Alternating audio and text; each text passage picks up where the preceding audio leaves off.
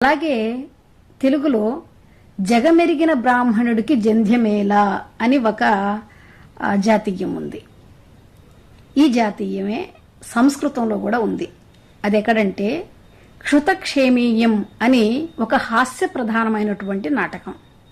ఆ నాటకంలో సూత్రధారుడు ఒక పెద్ద ధనికుడి ఇంట్లో వివాహం జరుగుతూ ఉండగా సూత్రధారుడు ఆ వివాహానికి వెళ్తాడు.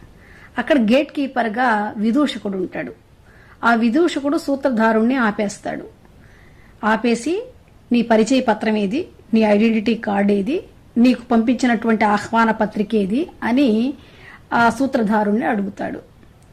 అప్పుడు సూత్రధారుడు చెప్తాడు, నఖలు పరిజ్ఞాత బ్రాహ్మణస్య యజ్ఞసూత్ర ప్రదర్శనం ఆవశ్యకం. నఖలు పరిజ్ఞాత బ్రాహ్మణస్య యజ్ఞసూత్ర ప్రదర్శనం ఆవశ్యకం.